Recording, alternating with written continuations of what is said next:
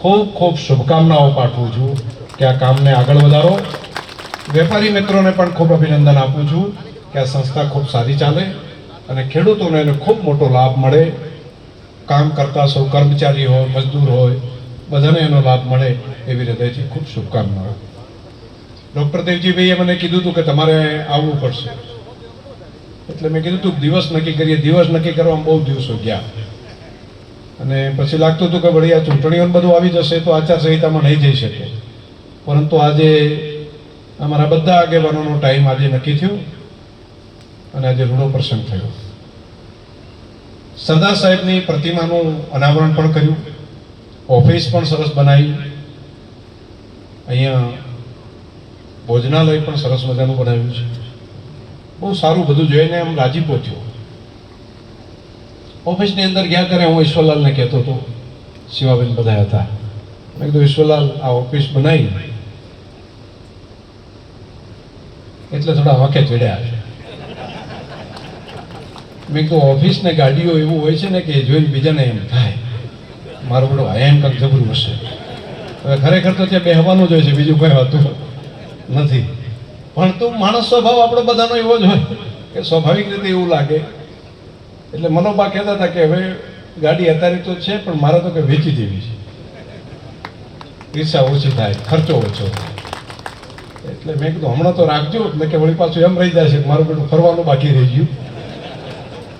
તો આ બધું આમ ભેગા મળીને કામ કર્યા કરે. પણ તો આજે મને ખૂબ સંતોષ થયો કે બધા હળી મળીને કામ કરી રહ્યા છે, આખી ટીમ. અને કેશવજીભાઈએ ઘણા બધા ધારાસભ્ય તરીકે સપના પણ તમને સંકલ્પો કરવા માટે આપ્યા છે. ભાઈ આપણે શું શું કરી શકાય, આ કામ કરાય, આ કામ કરાય. તો ભેગા મળીને કામ કરશો તો કોઈ તકલીફ નહીં પડે. બધા બોર્ડ ઓફ ડાયરેક્ટરને પણ હૃદયથી ખૂબ શુભકામનાઓ. ભોજનાલયનું કામ કર્યું મને ખૂબ ગમ્યું અને આને ડૉક્ટર રસ લઈને તમે સારું કરી શકશો અને ખૂબ આગળ વધારો કામને. અને જમવાથી, ભોજનથી જે સંતોષ મળે છે ને એવો સંતોષ કોઈને કોઈ પણ બાબતમાં નથી મળતો. કોઈ પણ વ્યક્તિને કોઈ પૈસા આપો, બીજું હોય કપડાં આપો, કંઈ પણ આપો, પણ ભોજનથી જે સંતોષ મળે છે સૌથી વધારે. એટલે ભોજન સારું અને સાત્વિક તમે કરશો એવો મને પાકો ભરોસો કહું છે. એપીએમસીને હજુ વધારે કરવા માટે વેલ્યુ એડિશન કરવું પડશે. એક સમય હતો જ્યારે કોઈ જગ્યા નથી, સ્કોપ નહોતા, ત્યારે બધા ખેડૂતો માર્કેટમાં જ આવતા. પરંતુ હવે માર્કેટ એવા ડેવલપ થશે જેમ વેલ્યુ એડિશન. હવે પછીના માર્કેટો એ જ ડેવલપ થશે જ્યાં જે તે વસ્તુનું રૂપાંતર થતું હશે. ઊંઝા એટલા માટે બન્યું, ખાલી માલ લઈને આપતા તેને લીધે નથી થતું. તેના વેપારીઓએ ભરોસો ઊભો કર્યો. થરાદ એટલા માટે થરાદ બન્યું કે એના વેપારીઓએ ભરોસો ઊભો કર્યો અને વેપારીઓને એપીએમસીના નિયામક મંડળે ભરોસો ઊભો કર્યો. મારે અહીંયા આદરણીય એમપી સાહેબ બેઠા છે, મારે કહેવું પડે. હમણાં શૈલેષભાઈને ચેરમેન બનાવ્યા અને લાંબા સમય સુધી પરબતભાઈ પટેલ પોતે ચેરમેન તરીકે ત્યાં હતા. એપીએમસીમાં કંઈ બહુ મોટું બીજે હોય ને ત્યાં અલગ છે એવું કશું નથી, પરંતુ એનો ઝીણો વહીવટ કર્યો, ચીવટપૂર્વકનો વહીવટ કર્યો. તો આજે લગભગ 100 કરોડ કરતાં વધારાની ડિપોઝિટ થરાદ એપીએમસીનો છે. માન્ય માવજીભાઈએ પણ કે થરા દિશાની અંદર ઉદાહરણરૂપ કામ કર્યું છે. તમારે પણ ત્યાં ખાસું બધું ડિપોઝિટને બાકી 40 કરોડ જેટલી ડિપોઝિટ થઈ છે. તો બંને અડદાભાઈ પણ બેઠા છે અહીંયા. નાગજીભાઈ પણ નવા અમારા ચેરમેન હમણાં આવ્યા છે. અમથાભાઈ પણ અમારા ચેરમેન તરીકે રહી ચૂક્યા છે. અહીંયા કનુભાઈ હમણાં આવ્યા છે ચેરમેન તરીકે. સાથે એક સાંતલપુરથી ચેરમેન તરીકે આવ્યા છે. ત્યાં એમણે એપીએમસી ચાલુ કર્યા ને ભેમાભાઈએ હજુ 3-4 વર્ષ થયા છે, 2.5-3 વર્ષ. અને આ જ વર્ષે એટલે કોઈ ત્યાં દુકાન લે નહીં એવી સ્થિતિ હતી. આજે એ એપીએમસીની અંદર આ વખતે નફો કરીને કર્યું છે અને અહીંયા જેમ વીમો ઉતારવાનું કર્યું ને નિર્ણય, એવો જ તે વીમાનું પણ કામ ત્યાં આગળ વીમો ઉતારવાનું કામ કર્યું. ઝીણું જો કામ કરીએ તો પરિણામ મળી શકે. આ અગાઉના ચેરમેનશ્રીઓએ પણ ઘણું બધું સારું કામ કર્યું છે. તમે પણ ખૂબ સારું કામ કરો. અને ખૂબ શુભકામનાઓ તમને. ડૉક્ટર માટે એક વાત કરી કેસાજીએ કે તમે થોડો ટાઈમ આપો, પણ જેટલો તમે ટાઈમ આપો એટલા તમારા પૈસા ઘટે, એટલે એ લોસ સાથે તમારે તૈયારી કરવાની. એમાં કેશોજી 2 જણા જરા નક્કી કરી લેજો. અચ્છા, કરીએ કે એમ તમે 2 જણા નક્કી કરજો. ત્યાં આગળ પૈસા કમાવાના છે દવાખાનામાં, અહીંયા પૈસા તમારે મૂકવાના છે. એટલે પણ આ કામ ત્યાં તમે પશુ જે ત્યાં પ્રસૂતિ કરાવીને કોઈની સેવા કરશો તો એના આશીર્વાદ ત્યાંય મળશે, પરંતુ આ ખેડૂતોના જે આશીર્વાદ છે ને એ અદ્ભુત હોય છે, એ અદ્ભુત હોય છે. કામ કરવા વાળા લોકોને ખબર પડે કે કોણ શું કરે છે, અને એનો જે આનંદ મળતો હોય છે એ અદ્ભુત હોય છે, અને એના આશીર્વાદ પણ અદ્ભુત હોય છે. કદાચ ઘણી વખત એક પેઢીએ ના મળે, બીજી પેઢીએ પેલું ના થાય, પરંતુ ક્યાંક ને ક્યાંક ઉભી નીકળતું હોય છે. કરેલું ક્યારેય એળે જતું નથી. અને પરોપકારનું કામ જે લોકો કરે છે, બીજાના ભલાનું કામ જે લોકો કરે છે, સાંપ્રત સમયની અંદર તો લોકો એની કદર નથી કરી શકતા. એને તો એમ લાગે છે કે આ શું કામ કરે છે. એના હરીફો પણ એમ કે તારા જગ્યાએ હું કરો, બીજાને પણ એમ લાગે કે એ શું કામ કરે છે. પરંતુ કરેલું કર્મ ક્યારેય એળે જતું નથી. સારું કરો તો એનું તમારે ભોગવવું પડે છે, ખરાબ કરો તો એનું પણ ભોગવવું પડે છે. જે માત્ર પોતાને ભોગવવા માટે કામ કરે છે, જે સંસ્થાનું, કે આ સંસ્થા લઈ અને માત્ર એને હું ભોગવીશ, તો એમાં પુણ્ય કમ થાય છે. અને જ્યારે એ સંસ્થાની અંદર આવી અને પરોપકારનું કામ, બીજાના ભલા માટેનું કામ કરે છે, ત્યારે પુણ્ય જમા થાય છે. અને જો પુણ્ય જમા થતું હોય ત્યારે દુનિયા આખી ઊંધી હોય ને તો પણ એનું કોઈ નુકસાન નથી કરી શકતું, કેમ કે ઈશ્વરના આશીર્વાદ એની સાથે હોય છે. તમે પુણ્ય પ્રાપ્ત કરવા માટે પરોપકારનું કામ કરો, જ્યાં બેઠા છો ત્યાં, તેને કોઈ નહીં રોકી શકે. બાકીનું તમે બીજાના ભલાનું વિચાર કરો ને તો ઈશ્વર તમારા ભલાની ચિંતા કરશે. પરંતુ જે દિવસે તમે પોતાનો વિચાર કરવાનું ચાલુ કરો છો તે દિવસે ઈશ્વર દૂર થાય છે, કુદરત દૂર થાય છે. અને કુદરત એમ વિચારે છે તું હવે તારું કરી લે, તું તારી રીતે કરે છે. સાક્ષી ભાવ, જેને શ્રીમદ ભગવદ્ ગીતાની અંદર કર્મયોગ કહ્યો છે. કોઈ સ્વાર્થ વગરનું તું બસ તારું કર્મ કરતો જા, બાકી બધું મારા ઉપર છોડી દે. આ સંસ્થાઓ બધી જે સામૂહિક રીતની છે ને એવી છે. વર્ષો પહેલા ગલબાભાઈએ ડેરીની સ્થાપના કરી. એમણે ધાર્યું હતું પોતાની ફેક્ટરી કરી હતી, ત્યારે કોઈ ડેરીઓ હતી જ નહીં. એમ નક્કી કરીએ કે હું આ ચાલુ કરું છું તો હું મારી પોતાની કંપની બનાવી, એની અંદર જે આખા દેશમાં અત્યારે અલગ અલગ કંપનીઓ ચાલે છે ને દૂધ ડેરીની, એવી કંપની કરી હતી. બીજી જગ્યાએ આપણે જેવું આવું સહકારી માળખું નથી, પ્રાઇવેટ કંપનીઓ છે, અને એ નફો લઈ લે, અને નફો બધો એની પાસે, અને દૂધ વધે ત્યારે ભાવ ઘટી જાય. આખા દેશમાં, આખી દુનિયામાં એવું છે. પરંતુ આ માણસે પોતાની કંપની બનાવવાની જગ્યાએ એવું કર્યું, હું સહકારી સંસ્થા કરીશ કે જેથી કરીને લાખો લોકોને એનો ફાયદો થાય.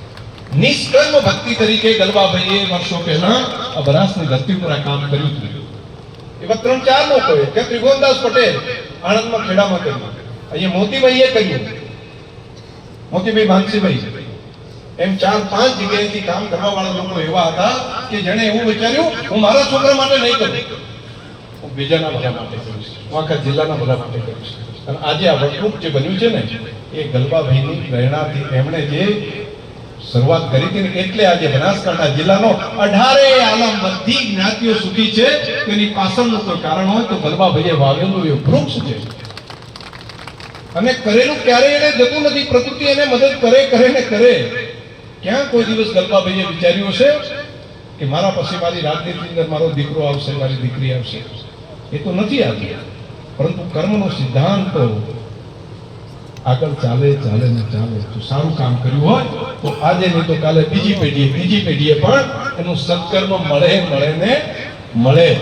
મારી તો કોઈ પણ કામની બાબતમાં સારું કરશો તો સારું જ થશે. અને કરેલું ક્યારેય એળે જતું જ નથી. અને માણસ એમ નક્કી કરે કે હું કરી નાખું, કશું નથી થતું. જ્યાં સુધી ઈશ્વરની કૃપા ન હોય, માત્ર આપણે તો પુરુષાર્થ કરવાનો, મહેનત કરવાનું આપણા હાથમાં છે. પરંતુ નિયતિને પણ કામ કરવા દો. નિયતિ પણ જ્યારે નક્કી કરશે ત્યારે જ ઘણું થશે. બધા એક ગરીબ પરિવારનો કોઈ માણસ મહેનત કરતા કરતા કરતા ઉત્તર ગુજરાતની ધરતીમાંથી વડનગર જેવું નાનું ગામ ત્યાંથી તૈયાર થઈને વિશ્વ નેતા બની શકે, મોટો હિન્દુસ્તાનના વડાપ્રધાન નહીં, વિશ્વ નેતા બની શકે. જો એમણે વિચાર કર્યો કે હું મારા ભાઈઓ, મારું કુટુંબ, મારો સમાજ, મારી જ્ઞાતિ, મારું ગામ એ બધાથી ઉપર ઉઠીને તમામ માટે સર્વજન સુખાય સર્વજન હિતાય એ વાત લઈને નીકળ્યા, તો આજે પરિણામ દેખાય છે. આજે દેશ બદલાયો અને દુનિયાના આગેવાનો આજે પૂછતા થયા. જે હિન્દુસ્તાનને માત્ર 10 વર્ષ પહેલા અહીંથી કોઈ જાય ને બહારથી, જે વિદેશમાં ગયા હોય એને ખબર પડે છે બીજા હિન્દુસ્તાનના જો ઇન્ડિયન જો તો જોવાનો દ્રષ્ટિકોણ બદલાયેલો હતો. આજે જાય છે તો બધાની છાતી એવી છે, કોઈ પૂછે નહીં. આપણી પંચાયત ઇઝરાયલની અંદર ઝઘડો ચાલે તો પણ દુનિયાના લોકો કહે કે હિન્દુસ્તાનના વડાપ્રધાન આવીને જો કંઈક વાત કરે ને તો આ ઝઘડો કંઈક ઓછો થાય. યુક્રેન અને રશિયાનો ઝઘડો ચાલતો હોય, બે આવડા મોટા દેશ લડતા હોય તો પણ એમ કે હિન્દુસ્તાનનો વડાપ્રધાન આવીને જો બે શબ્દો કહે ને તો કંઈક આ ઠંડુ પડે. આવું પહેલા નહોતું, આ બદલાયું. આપણે તો કેટલા કોઈ વિદેશમાં ગયા હોય તો પછી એમ લાગે કે આનું શું થશે ખબર ના હોય. યુક્રેન અને રશિયા બે લડતા હોય, લડતા ટાઈમે આપણા ભારતના નાગરિકો, આપણા વિદ્યાર્થીઓ ત્યાં મળવા ગયેલા, ચારે બાજુ યુદ્ધ થઈ ગયું, ચારે ફાટી નીકળ્યું. હવે ત્યાં તો બોમ્બ પડે, મિસાઇલો પડે, કોઈને ખબર ના પડે શું થશે. બધાને હિન્દુસ્તાન આવવું તો કઈ રીતે આવવું? લડાઈ ચાલુ થઈ ગઈ.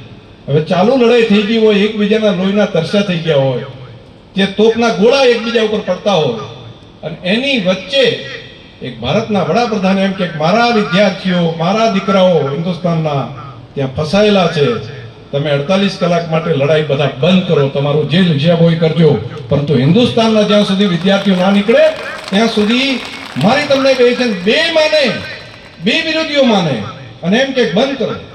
રસ્તો શું? તો જે તિરંગો ઝંડો લઈને નીકળે એને ક્યાંય ગોળી ના વાગવી પડે. આવું કોઈ દાડો આપણે સાંભળ્યું નથી.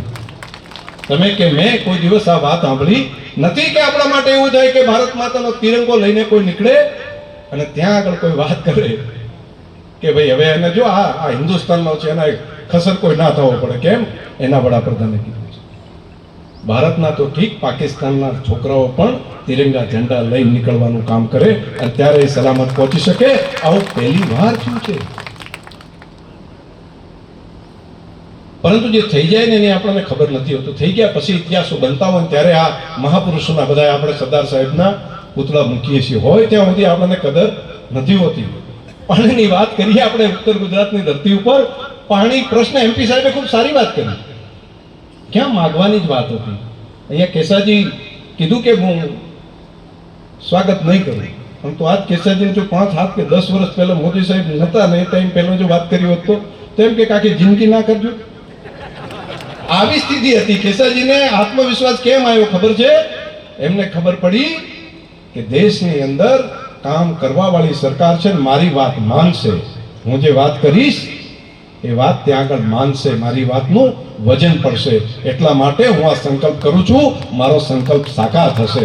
નહીતર એવા કોઈ પણ મારા જેવા ધારાસભ્યો ક્યાંય કશું વાત કરી હોત તો એમ કહો કે સારું, નહીતર કે પહેલા નહીં કરતા હોય, નહીં કરવું હોય તો નહીં, પેલું હોય ને બીજું કરવાનો ઈરાદો ના હોય ત્યાં ઉપરથી, તો ઉપરથી વ્યવસ્થા જ નથી સરકારો પાસે. આજે બજેટ આવ્યું, આજે પૈસા આવવા માંડ્યા, આજે પાણી માટેના બંધની વ્યવસ્થા કરી, આજે કેનલોની વ્યવસ્થા કરી, તો આજે મને કહેતા હતા કે ભાઈ અધ્યક્ષશ્રીની આગેવાનીમાં આપણે બધા ભેગા મળીને કરશું.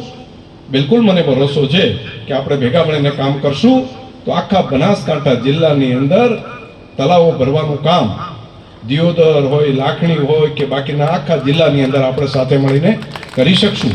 મને ભરોસો છે કે આપણે ભેગા મળીને કામ કરશું. કેમ નહીં થઈ શકે? પણ છે શેના ખીલે કૂદવાનું થાય ખબર છે? ઉપર ખીલો મજબૂત છે ને, અને ગુજરાતના છે વડાપ્રધાન, એટલે એમ લાગે કે કંઈ પૈસા ખૂટશે તો ત્યાંથી લાવશું. કેટલા રૂપિયા થાય ખબર છે? એકલું અમે પાઇપલાઇનનું ધાનેરાનું અને થરાદનું હમણાં કર્યું છે માવજીભાઈને, અમે એક પાઇપ ત્યાં નાખી, એક પાઇપ દિયોદરની અહીંથી થઈ તો 1411 કરોડ રૂપિયા ત્યાં થયા. 1000 કરોડ નહીં હો, 100 કરોડ નહીં, 1000 નહીં, 1411 ત્યાં. અને કેસાજીની આ પાઇપલાઇનનું આખું પ્લાનિંગ જે ચાલી રહ્યું છે એમાં એનાથી 1 રૂપિયો ઓછો થાય એમ નથી. એ એટલા રૂપિયા સરકારમાંથી બજેટમાંથી મંજૂર કરવા પહેલા આખા રાજ્યનું બજેટ કેટલું હતું? 3000 કરોડ. આ 2 યોજના જેટલું આખું ગુજરાત ચાલે ને આખું બધા ડિપાર્ટમેન્ટો, પણ બજેટ વધ્યું, વ્યવસ્થા વધી, એટલે અમે વાત આખી કરી શકીએ છીએ, એટલે અમે સંકલ્પો આજે કરી શકીએ છીએ. અને હું અભિનંદન આપીશ કે એમણે સંકલ્પ, સ્વાગત દરેકને ગમે, પરંતુ એમણે નક્કી કર્યું કે હું મારા વિસ્તારની અંદર પાણી લાવવા માટે કોઈનું સ્વાગત નહીં સ્વીકારું. આ સંકલ્પ કરવો બહુ મોટી બાબત છે. એમના સંકલ્પની સફળતા મળે એવી હૃદયપૂર્વકની ખૂબ ખૂબ શુભકામનાઓ પણ આપું. તમે બધા ડેરીની પણ વાત કરતા હતા. ડેરી અહીંયા આવી, બાકીનું કામ થયું, હજુ ઘણું બધું કામ થઈ શકે, પરંતુ એ પ્રવાહ બધાએ પકડી લેવો પડે. કેટલાક લોકોને મોડી ખબર પડે છે, કેટલાક લોકોને સમયસર ખબર પડે છે, અને કેટલાક લોકો સમય આવવાનો હોય એનાથી થોડું વહેલી ખબર પડે છે. સમય આવવાનો હોય એનાથી વહેલી જો ખબર પડે તો એ રસ્તો નક્કી કરી નાખે અને કે આ રસ્તા ઉપર આપણે ચાલવું છે. પરંતુ એ બધાને ખબર નથી હોતી કે આ સમય હવે આવવાનો છે. પરંતુ સમય જે ચાલતો હોય એની ખબર તો બધાને પડે. જે સમય ચાલતો હોય એની ખબર તો કે આ રસ્તે આપણે ચાલવાથી આ બરાબર રસ્તો છે, તો જો એ રસ્તો આપણે પકડી લઈએ તો આપણી પ્રગતિ બરાબર થાય છે. હવે સામે દિવાલ હોય, આપણે દેખાતું પણ સામે દિવાલ જ છે, અને તો કે ના મારે તો હેઠું જવું છે, છેવટે શું થાય? દિવાલ ન તૂટે. પછી કે હાથમાં શું છે આપણે? હા, તૂટીએ કે એના માટે જેસીબી હોય, હિટાચી હોય અને નવો રસ્તો બનાવવાની આપણી વ્યવસ્થા હોય તો દિવાલે તૂટે. પરંતુ આપણે જે માથું ભીટકાવવાનું કરીએ તો શું થાય? આપણે માથાનું લોહી આવે. મારે આ વાત એટલા માટે કરી મેં કે કાલે 2-3 દિવસથી મારા દોડાદોડી કરીને ગાંધીનગર જોયું.